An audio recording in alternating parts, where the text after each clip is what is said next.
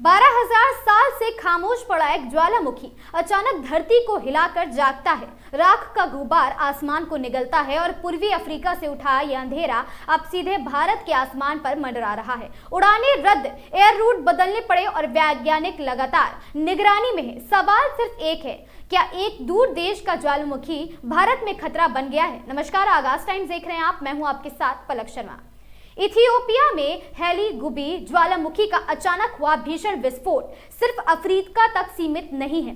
इसकी राख रेड सी पार कर यमन, ओमान और अरब सागर को छूते हुए अब भारत के उत्तरी और पश्चिमी हिस्से तक पहुंच गई है। आसमान में फैली राख की परत ने इंटरनेशनल फ्लाइट्स की नब्ज हिला दी है और साथ ही एयरलाइंस अलर्ट पर है। 12,000 साल सोया पड़ा ये ज्वालामुखी आखिर कैसे फटा, और सबसे बड़ा सवाल, क्या इसका असली असर भारत पर होगा, और होगा तो कितना होगा? आइए जानते हैं। ज्वालामुखी का विस्फोटक 12,000 साल बाद धरती का सबसे खतरनाक जागरण है। पूर्वी अफ्रीका के इथियोपिया में मौजूद हेल गुबी वोल्केनो एटा एलो पर्वतमाला का हिस्सा है। यह वही इलाका है जिसे अफ्रीका का फटता दिल कहा जाता है। धरती की परतें सबसे तेजी से यहाँ खिसकती हैं। रविवार को अचानक ज्वालामुखी का जबरदस्त फ्रेगमेंटेशन ब्लास्ट हुआ और 15 से 45,000 फीट ऊंचा तक एक विशाल राख का गुबार सामने आसमान में छा गया। विशेषज्ञों के अनुसार इससे पहले इतना बड़ा विस्फोटक लगभग 10 से 12,000 साल पहले हुआ था।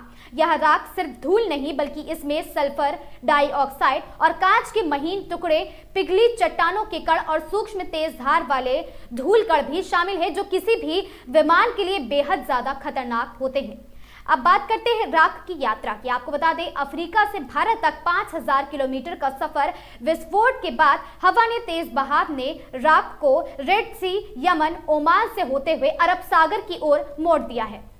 और अब वैज्ञानिकों के मुताबिक राख का यह गुबार तेज जेट स्ट्रीम में सवार होकर सीधे भारत की तरफ बढ़ा है। रात 10 बजे के आसपास इसका पहला असर पश्चिमी भारत में देखा गया और उसके बाद यह परत दिल्ली, एनसीआर, हरियाणा, पंजाब और पश्चिमी यूपी के ऊपर से गुजरने लगी है। और साथ ही टूलूज एडवाइजरी सेंटर ने चेतावनी जारी करते हुए कहा कि राख की यह परत भारत के आकाश में दृश्यता और एयर ट्रैफिक को प्रभावित भी कर सकती है। अब बात करते हैं एयरलाइंस और भारी असर की। आपको बता दें, उड़ानें रद्द हैं, आसमान असुरक्षित है। ज्वालामुखी राख सबसे खतरनाक बन तबाही है और जब विमान के इंजन में जाकर यह पिघलती है और इंजन को जाम कर देती है। इसी खतरे को देखते हुए कई इंटरनेशनल फ्लाइट्स को रद्द कर दिया गया, कुछ उड़ानों का रूट बदला गया है और कई को डिटेल भी कर दिया गया है। आपको बता दें, कई उड़ानें डिले भी कर दी गई है। डीजीसीए ने एयरलाइंस को सख्त निर्देश जारी किए हैं, प्रभावित क्षेत्रों के ऊपर से उड़ान ना भरे, एयर रूट को तुरंत बदला जाए, विमान ऊंचाई से सावधानी से मॉनिटर करें और साथ ही विजिबिलिटी कम होने पर लैंडिंग या फिर टेक ऑफ टालें।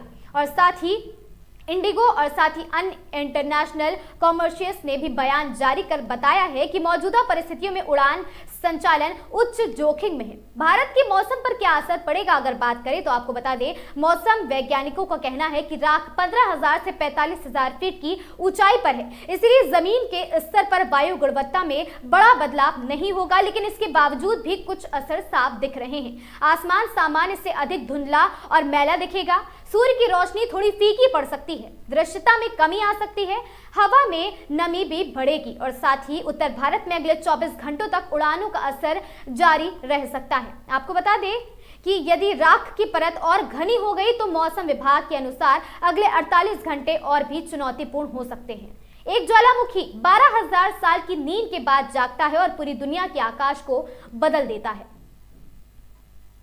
अफ्रीका का यह विस्फोट भारत तक असर डाल रहा है, उड़ानें रुकी हुई हैं, आसमान धुंधला पड़ गया है और वैज्ञानिक लगातार निगरानी कर रहे हैं। कुदरत का यह खेल एक बार फिर साबित करता है, धरती कभी भी हिले, असर पूरी दुनिया महसूस करती है। वीडियो पसंद आया हो, वीडियो की जानकारी अच्छी लगी हो तो चैनल को सब्सक्राइब करना, वीडियो को शेयर करना बिल्कुल ना भूलें। मैं थी आपके साथ पलक शर्मा। देखते रहें आगाज टाइम।